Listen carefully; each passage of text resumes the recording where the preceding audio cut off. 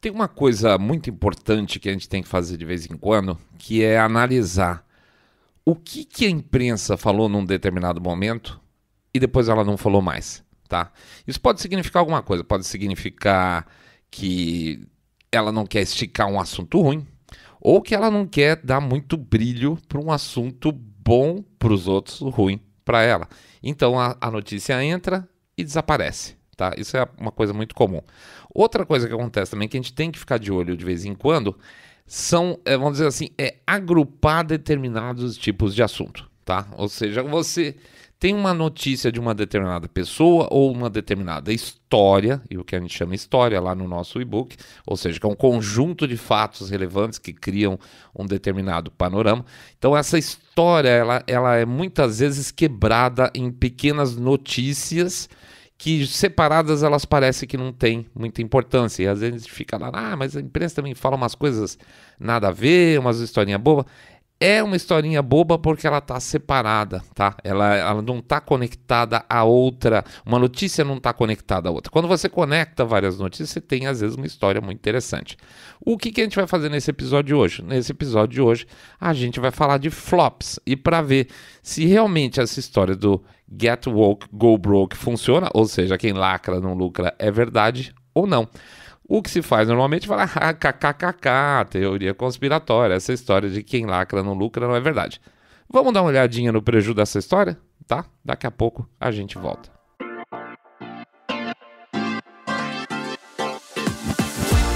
Saindo da bolha. Menos notícia, mais informação para você.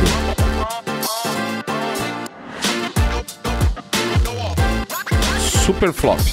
Hollywood apanhando como nunca.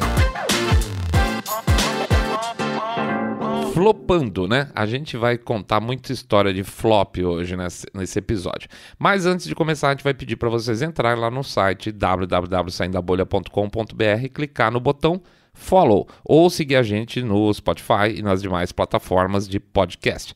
Vai pedir também, por favor, para vocês considerarem fazer o famoso boca a boca sarado, contando para os seus amigos que vocês acompanham um podcast cabeça direita limpinho, supimpa e que detesta, abomina o politicamente correto, e isso fica provado mais uma vez nesse episódio aqui.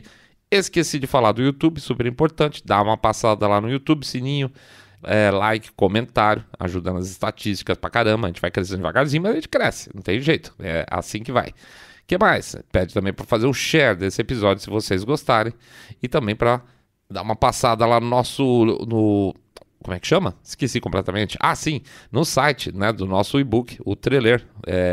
Aprenda a treler notícias, onde a gente dá uma passada geral nos truques que a imprensa usa para levar a gente no bico, tá? www.treler.com.br www.treler.com.br.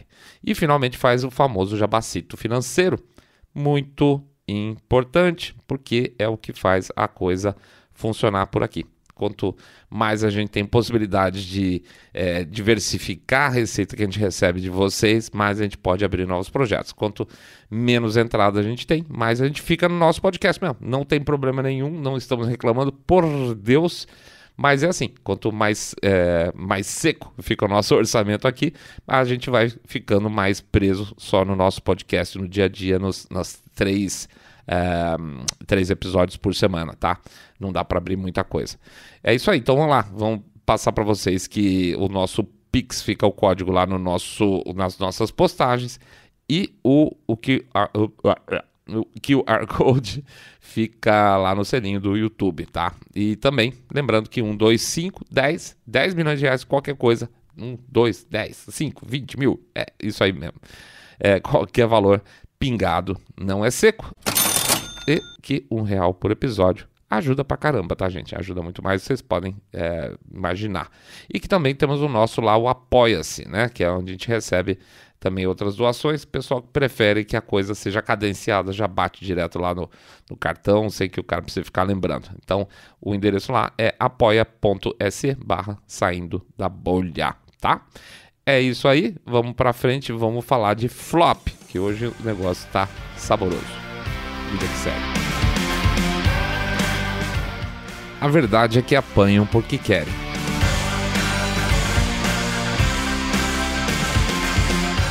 Esses últimos dias aí a gente viu muita coisa interessante acontecer nesse mercado, né?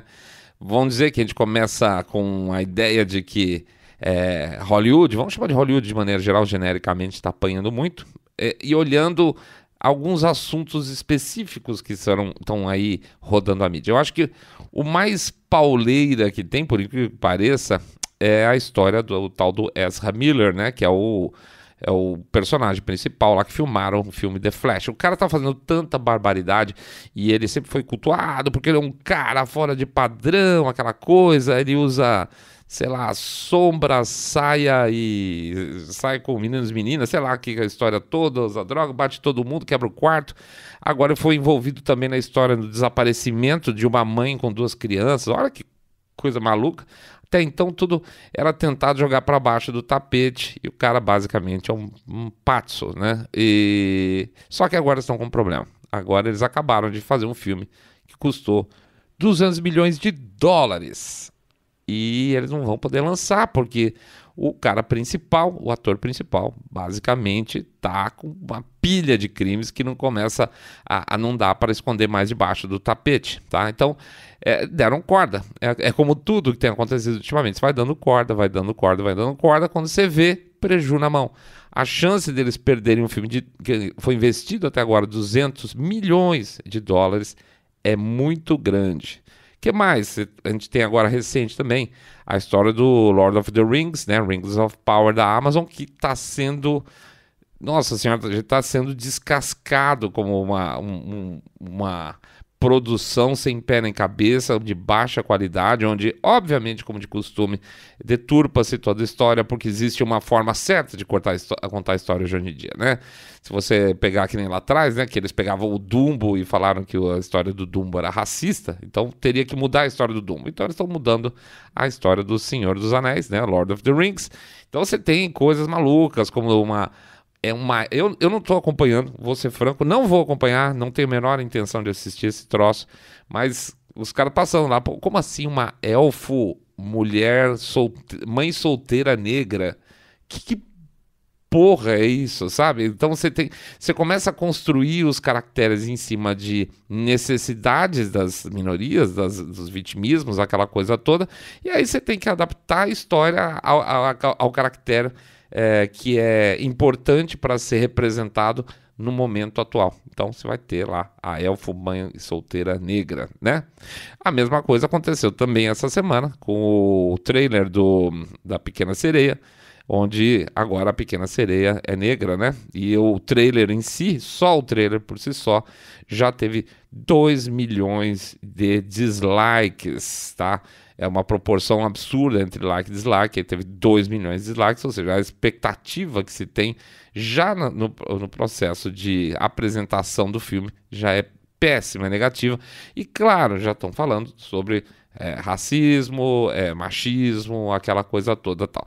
Só que essa história, a gente abre com esse pequeno apanhado geral de coisas recentes, ela já está ficando um pouco complicada para os estúdios e para tudo mais. Por quê?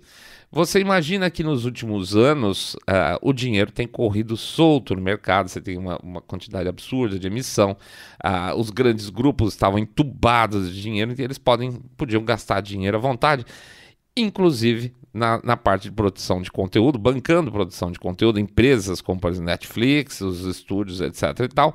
Então os caras não estavam muito preocupados com o público, né? Eu vou receber dinheiro, eu posso ter um prejuízo de 200 milhões de dólares, porque daqui a pouco vai vir uma rodada de financiamento aí, alguém vai entubar mais 200 milhões em mim e ficar as por elas.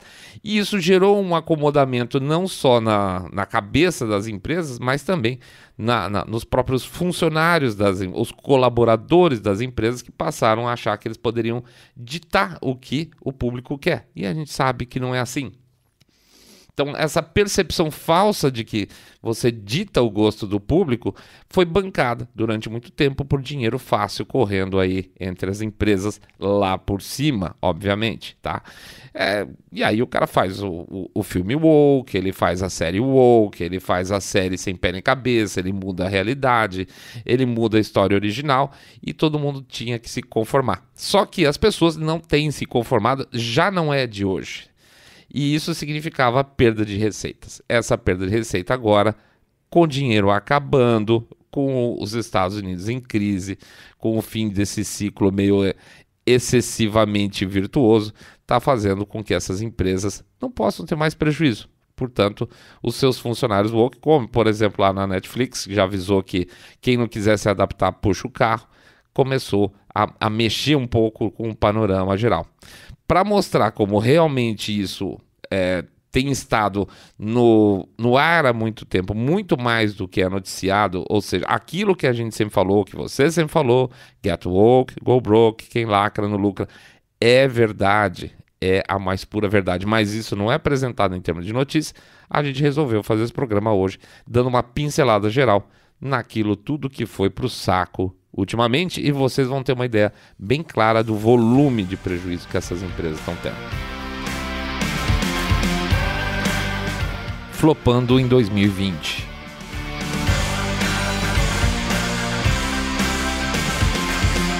Não é de hoje que empresas como a Disney começou a perder valor no mercado, e muito valor, por estar perdendo público. Já tinham tomado tombo por causa da pandemia, né? Os estúdios em geral tomaram alguns tombos aí, porque você não podia ir no cinema, aquela coisa toda, tiveram que correr pro streaming, conseguiram salvar um pouco a pátria, tá? Mas ainda assim, não foi um período muito bom. Mas junta-se a isso a falta de vontade que as pessoas têm de assistir muito das suas produções, tá? Então a gente vai fazer um resumão a partir aqui de 2020, nem precisa voltar antes. E se você tiver dúvida, por exemplo, pega lá, entra no Google, entra lá, Disney Stocks, você vai ver o gráfico, por exemplo, de queda de valor da Disney nos últimos 2 anos. E esses 2 anos aí a gente está representando agora nos próximos 3 trechos aqui do nosso episódio. Vamos pegar, por exemplo, em março de 2020 teve aquele filme Mulan, né? A artista principal falando contra Taiwan, a Disney tirou o personagem para não desagradar o Partido Comunista Chinês, ou seja, lacra de um lado, mas passa a mão na cabeça dos chineses do outro lado. Fizeram 1000 erros operacionais durante esse processo, acharam que o filme era uma coisa fantástica, cobravam caro para quem quisesse assistir antecipado por streaming na Disney Plus, tá? Ou seja, no final das contas, o que aconteceu? Esse filme, essa produção como um todo, custou 200 milhões de dólares. Só que o que aconteceu? O grande mercado aí que eles estavam de olho, inclusive, que era o mercado chinês, tá? Eles toparam fazer várias coisas para puxar o saco dos chineses, e os chineses odiaram o filme, acharam ele estereotipado, acharam cheio de valores, aspas, ocidentais. Eu entendo, como se eles apresentassem aos chineses a China na visão ocidental. Sabe aqueles filmes que falavam assim, eu sei lá, não sei, faz tempo que eu não vejo nada nesse sentido, mas olha, chegou meu primo que é brasileiro aqui, vai visitar a gente, filme americano, e aí chegou um cara com uma roupa de mariachi, sabe aquela coisa? Ou então a família do cara fica fazendo fila de conga na sala ouvindo salsa e acha que é brasileiro. Mais ou menos isso, tá? Então na visão deles foi uma apresentação para os chineses de uma visão ocidental estereotipada demais. E outra, também falta em muito do que se apresenta ultimamente, falta a tal da jornada do herói. Os heróis hoje, eles já nascem construídos, eles já nascem com superpoderes, eles já nascem super inteligentes, não tem aquele sofrimento do desenvolvimento, tá? É sempre uma menina super poderosa, inteligentíssima, é incrível, e não tem um desenvolvimento, não tem um sofrimento de falar assim, puxa, as pessoas se reconhecem nesse sofrimento, né? O herói, em parte, é reconhecido pelo sofrimento na sua fase inicial, porque todo mundo, em última análise, quer imaginar que seu futuro vai ser heróico, né?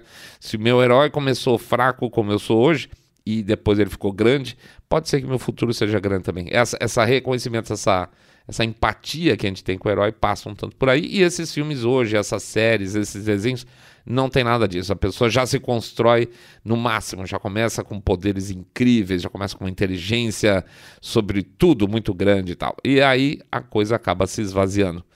Mas no final das contas, Mulan custou 200 milhões de dólares, ou seja, na verdade, 400, 200 de produção. A conta mais ou menos mais ou menos sempre é bom, né? A conta mais ou menos é essa. Aliás, é o padrão que o pessoal faz. 200 milhões de dólares custou para fazer o filme ou a animação, etc. e tal. Então, significa que o custo geral da produção, se você considerar marketing e outras variáveis, distribuição, inclusive, vai ser de 400, tá? Então, Mulan custou 400 milhões de dólares e na primeira semana fez 38 milhões de dólares, ou seja, sem chance de sucesso, e logo de cara viram que sem chance de sucesso na China, que era um dos mercados que eles esperavam. Desses 38 milhões de dólares também arrecadados na China, acho que foram 35, foi a 10ª parte do valor arrecadado por um projeto chinês que começou a rodar lá na época no cinema deles, tá? Então eles tomaram uma surra também no mercado chinês e, obviamente, nunca recuperaram essa grana toda.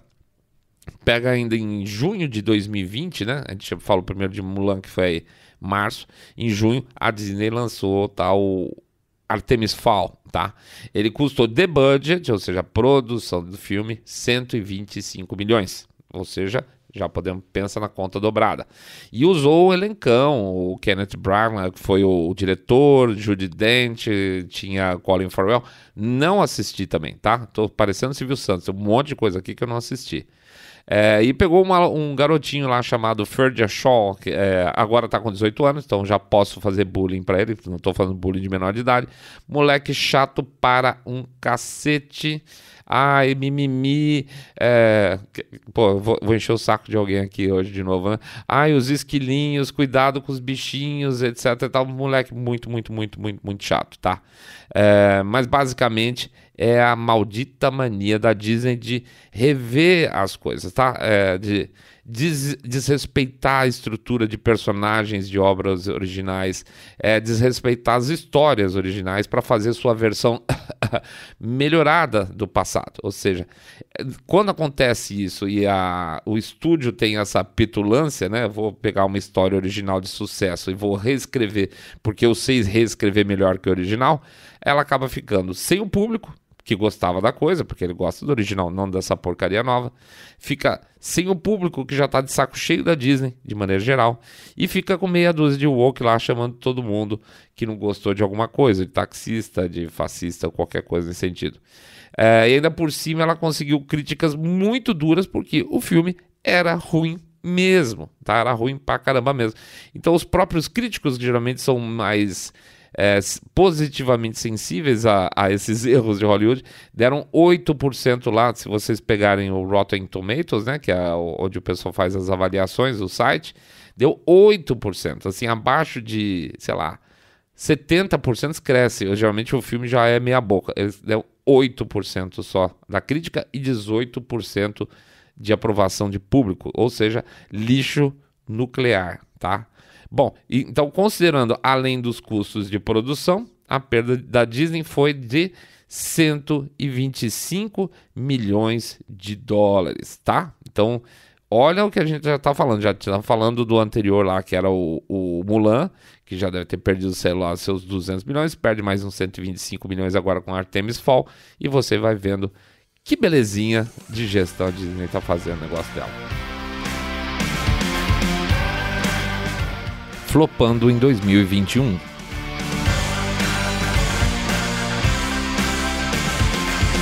Vamos para julho de 2021, porque 2022 vai ser carregado, também não dá para falar tanto flop que teve, mas você pega em julho de 21, você tem o Space Jam 2 com o LeBron James, que foi uma bomba gigante também. Conseguiram ficar abaixo de 40 no Rotten Tomatoes, tá? Eles não colou nem para público e nem para crítica.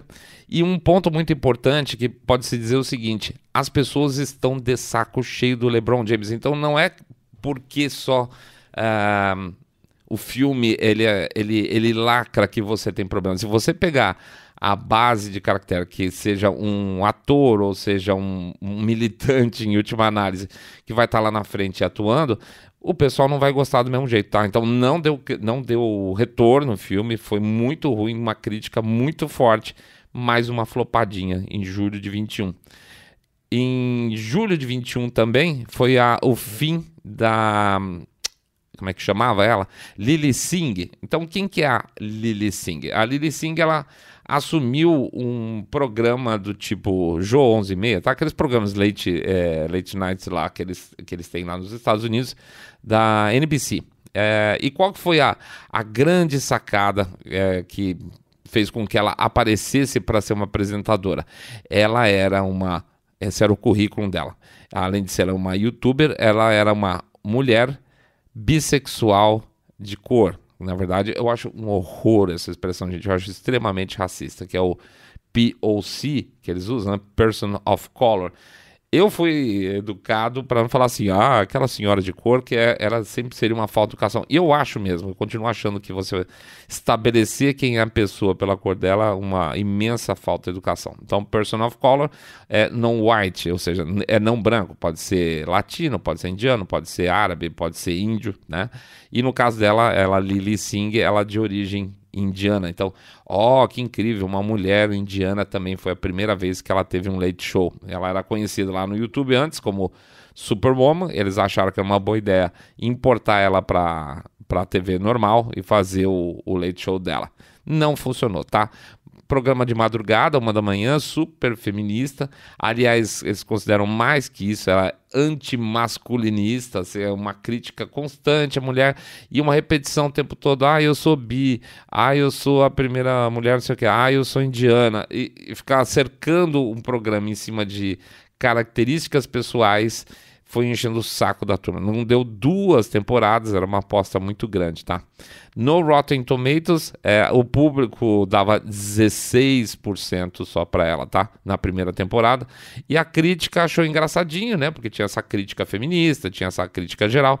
A crítica dava 82%, tá? Contra 16%. A melhor coisa você ver se vai ser uma porcaria é o tamanho da distinção entre a crítica e a opinião do público, a não ser que os dois sejam baixos, aí a coisa é ruim mesmo, tá? Mas se a crítica acha bom e o público acha ruim, provavelmente vai ser woke, e era o caso. Na segunda temporada, a mesma coisa. Só que na segunda temporada, muito engraçado, os críticos nem se deram o trabalho de deixar alguma anotação, alguma qualificação para a temporada 2 dela. Teve 0 críticas e o público continuou dando 16%. E aí saiu do bar, tá, da temporada em 2021. Agora, se você for olhar o canal dessa Lilly Singh no YouTube, ela tinha época com 500 mil subscribers no começo, na época que ela abriu o show, e os vídeos dela tinham 1.500 views. Quer dizer, a proporção é muito ruim. Se você pegar um canal que nem o nosso, que é pequeno, que tem 1.500 subscribers, vai ter em média, 300 a 400 views cada vídeo nosso. Então, uma proporção de 1:3, 1:4. Vamos dizer que então ela tinha 500 mil subscribers, ela deveria ter pelo menos, uns 80 a 100 mil views de cada vídeo. Mas não, ela tinha 1.500. Então, super fabricada, super woke fabricada, não ia dar certo, tá? E o que é mais interessante, no final das contas, ela acabou sendo criticada pelos wokes também, porque ela não era woke o suficiente, tá?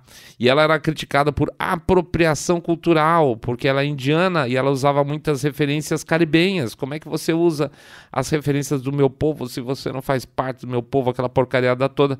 E ela usava essas referências caribenhas porque ela nasceu numa região, uma vizinhança, onde morava muito imigrante caribenho lá no Canadá, na cidade dela, acho que era de Toronto. Então ela conseguiu, vamos dizer assim, ela durante a vida dela, ela acabou captando um monte de valor dessa comunidade, só que não pode, é aquela história de sempre, tá?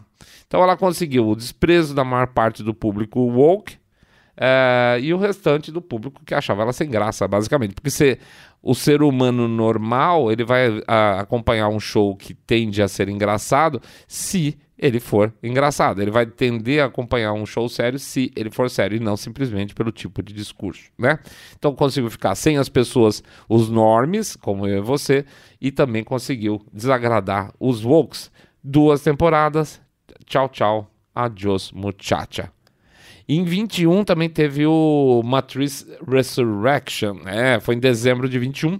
Lançamento, teve 2,8 milhões de pessoas assistindo pelo streaming da HBO Max, que foi considerado mais ou menos ok, tá? Nos cinemas ele fez 67 milhões da primeira semana, 67 milhões de dólares para um filme que custou 190 milhões de dólares, e vamos lembrar então de novo que 190 dobra aí para ter a conta, né? E com isso, virtualmente, o que se considera aqui, em função dessa porcaria que foi feita, encerrou a franquia para sempre, tá? Ele precisaria, pelos cálculos da turma, fazer uns 450 milhões de dólares, um pouco pior então nesse caso dele, para empatar custo, e obviamente que não rolou. É porque o woke, não obrigatoriamente, tá? Apesar de ter umas wokeices no Matrix Resurrection, além das wokeices, ficou um filme desconectado com o restante da série. É aquela velha história, eu não tenho talento, eu vou fazer o quê? Eu vou pegar alguma coisa pronta e vou tentar resgatá-la, vou tentar reescrever do meu jeito na nova, aspas, geração aí de produtores. Não deu certo. Preju mais ou menos de quanto? 450 para 200? Os 250 milhões de dólares aqui, tá? Tem coisas engraçadas quando falam de lacração interna, começaram a justificar, porque assim, a gente usa muito a expressão de Red Pill, né? Red Pill acaba sendo uma transição para o universo republicano, ou à direita, e eles estavam tentando reconstruir essa narrativa com o Red Pill, inclusive falar assim, os conservadores vão ficar muito bravos com isso, porque na verdade o que eles queriam dizer lá atrás do Red Pill era a ver com os hormônios de transição para você fazer troca de sexo, porque as Red Pills são vermelhas, as pílulas para transição que se usa são vermelhas, então vocês estão falando que fizeram Red Pill, na verdade vocês estão falando que estão fazendo transição sexual. Difícil, né? Pois é. Não parece ter sido exatamente a razão de flopar essa história da Red Pill, obviamente. Mas é que foi ruim mesmo, tá? Foi ruim, e ainda por cima, se você tivesse um pouquinho de boa vontade e quisesse acompanhar, não dá vontade porque foi ruim mesmo, tá? Então, entubou ali um caminhão de dinheiro. Flopando em 2022.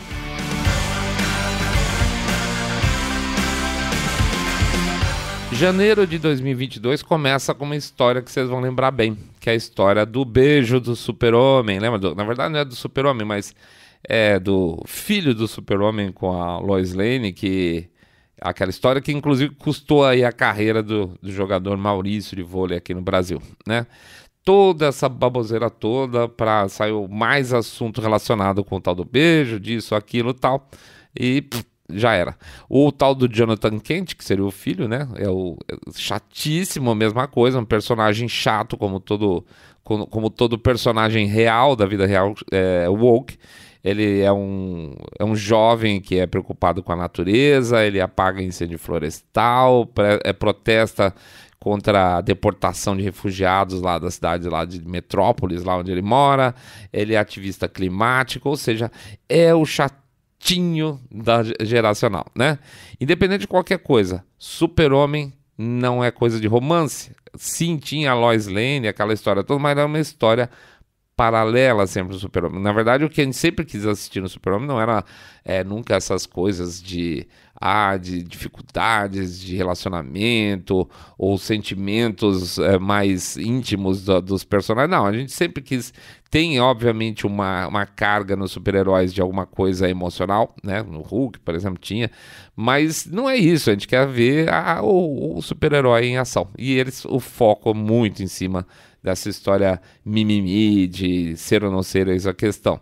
Resultado disso tudo é que lançaram a DC Comics lançou esse Super-Homem aí, essa versão do beijo.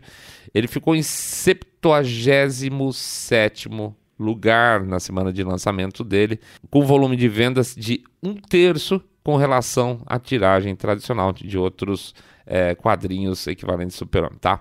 Logo após o lançamento, 2 top executivos da DC saíram da empresa, sei lá, Se por vergonha ou chutados, vai saber.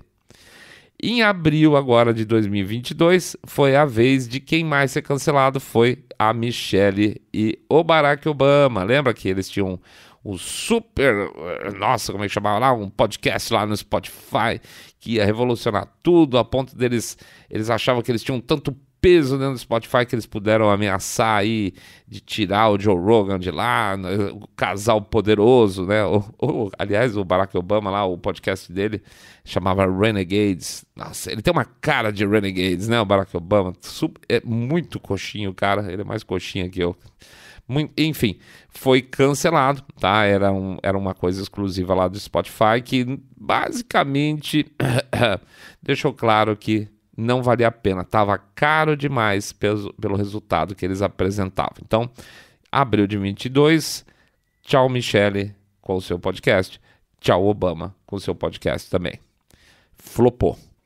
Em seguida, em maio de 2022, tinha uma série também da Netflix chamada Space Force, que era uma série em comédia, que no fundo foi feita meio que para dar uma zoada com o Trump, na época que ele tinha feito lá a Space Force dele, lá no estatal, né, vamos dizer assim, a estatal americana, a organização estatal americana de Space Force, e eles resolveram fazer na Netflix uma comédia, meio que tirando um sarrinho dessa história toda de maneira geral, tá?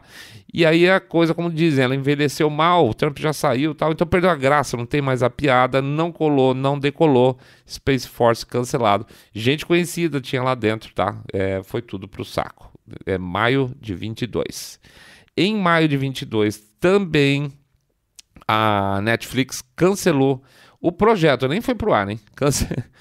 Cancelou o projeto Pearl, né? Pearl, que é um desenho animado que ia ser desenvolvido pela Meghan Markle, isso, a mulher do príncipe lá, ia ser um super politicamente correto, woke, vocês podem imaginar, né? O perfil dela potencializado com assuntos woke, ia ser um cartoon infantil, tá? Grana pesada sendo investido nisso.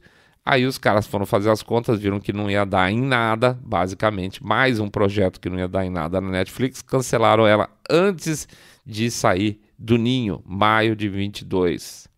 Em junho, olha isso, gente, 22 foi especialmente cruel com a bocada. Em junho a Pixar lançou o famoso Lightyear, né? Custou 135 milhões de dólares e só fez 50 milhões na primeira semana. Quando eles lançaram lá aquele Cars 2, já tinha dado uma soluçada, tal, mas nada que parecesse que ia dar esse tombão como deu no Lightyear, tá? Esperava-se fazer 150 milhões na semana de lançamento e não fez só 50, um terço. E imaginava-se também que o Lightyear ia fazer alguma coisa na faixa de 1 bilhão no geral, tá? E nem de longe aconteceu isso, tá? A expectativa final do Lightyear é de uma perda de 300 milhões, tá? Graças ao quê? Graças a um beijo feminino, entre outras coisas, tá? Entre um beijo feminino, entre duas mulheres, que muita gente falou, não vou levar meu filho para assistir por causa especificamente disso, e também porque eles tiraram, não exatamente por isso, mas um conjunto de coisas, eles tiraram a voz do Tim Allen, né? Ele é a voz principal do personagem principal.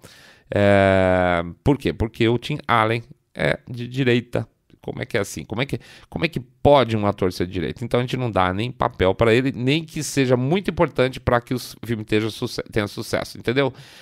Eles não estavam preocupados com o sucesso, de como ser. Eles tinham só a mensagem e se desse preju, dinheirinho vem pela frente. Só que isso não está funcionando mais, tá?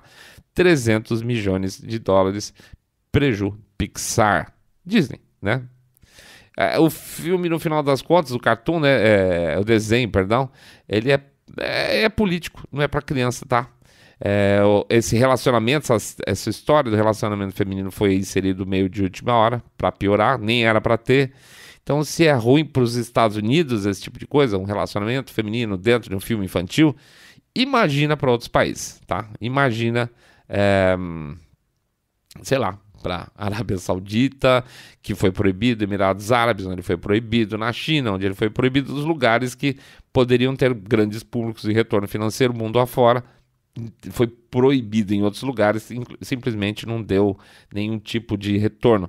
E aí a gente fica vendo que às vezes a Disney lembra um pouco a Globo, né, aqui no Brasil, que ela tem uma visão muito regional dela mesma. Ela é uma emissora nacional e parece que ela está sempre conversando para dentro do Rio de Janeiro, sendo que ela esquece que é uma empresa que fala com o Brasil todo, tá?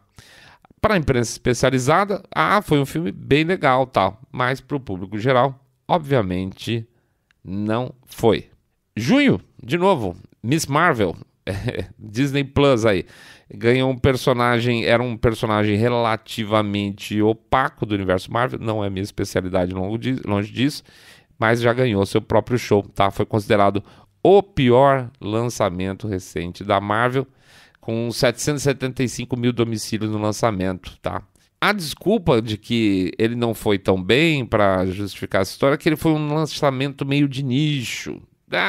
Se eles quiseram fazer isso, então eles não podem reclamar com quem falou que não ia assistir ou que não teria gostado. Porque ou se aceita que é nicho ou não, né? Então, se eu sou um cara de 50 e tantos anos, não vou assistir isso porque parece babaca e de repente eu viro taxista, etc e tal, então você não pode falar que é de nicho.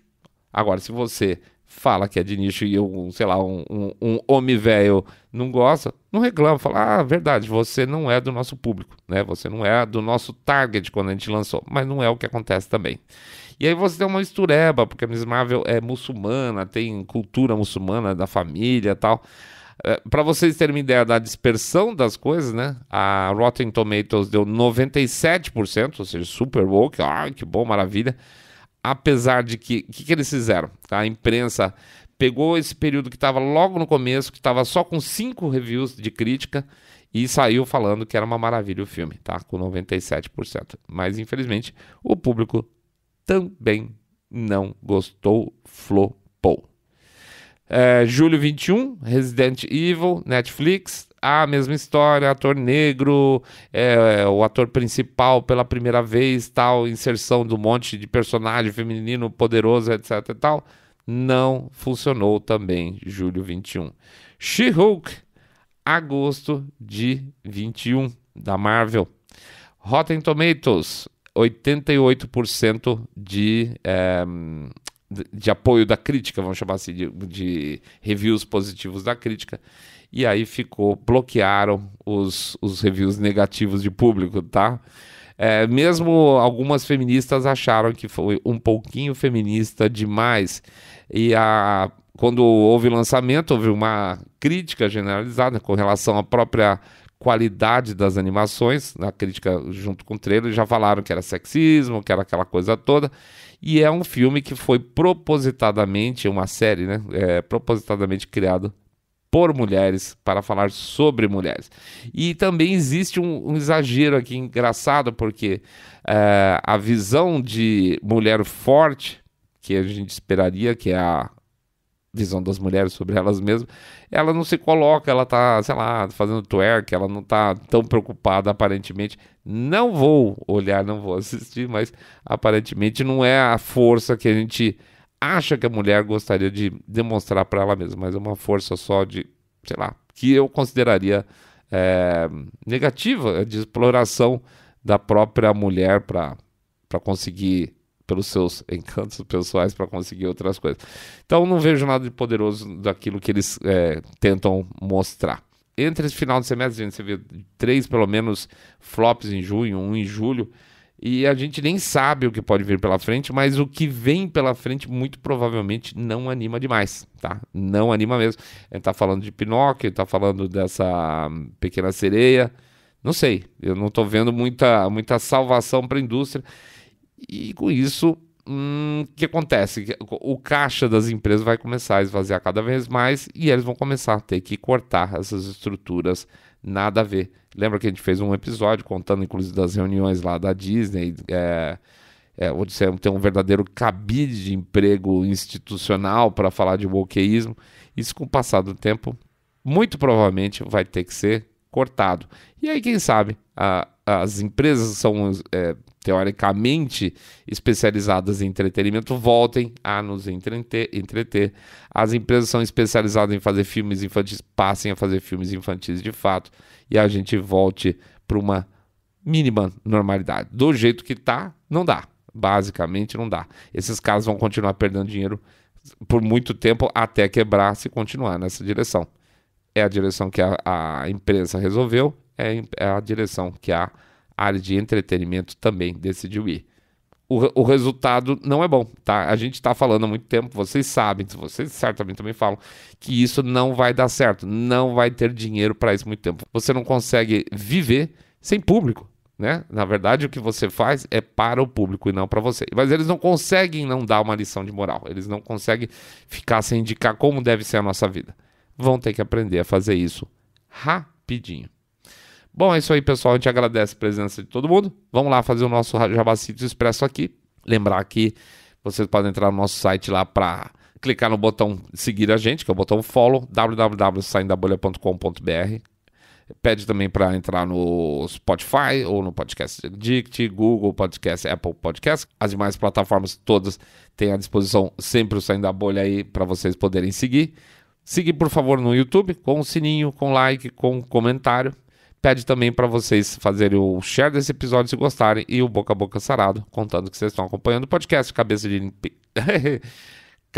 de Direita Limpinho Supimpa, que detesta o politicamente correto. Esses filmes eu não consigo assistir, na boa. Não sei se eu tô chato, se eu tô ficando velho, mas eu não consigo assistir esse tipo de porcaria. Não dá mesmo, eu não vejo graça, tá? O que mais? A gente pede também para vocês darem uma passada no site do nosso livro, lá o trailer, www.trailer.com.br, que vocês vão entender mais lá no site mesmo, tem bastante informação sobre o que a gente trata nesse livro. E finalmente, considerar, por favor, a possibilidade de dar uma mão aí pra gente em termos de din-din, usando o nosso Pix, tá? 1, 2, 5, 10 milhões de reais, pingado, não é seco? E é super importante para a gente poder manter a nossa maquininha girando. R$1 por episódio também, gente, ajuda pra caramba, tá bom? É isso aí, voltamos programa na quarta. Teoricamente, vamos fazer agora um na sexta e um no domingo. A gente tá torcendo aí para conseguir voltar nosso ritmo normal aí, porque teve 2 semanas seguidas praticamente com 2 programas por semana só. É o que deu para fazer, tá bom, gente? Mas de uma hora a gente acerta isso tudo aí. Vamos pra frente, vamos lá. Tudo vai dar certo. Fiquem tranquilos. Fiquem todos muito, mas super bem. Saindo da Bolha.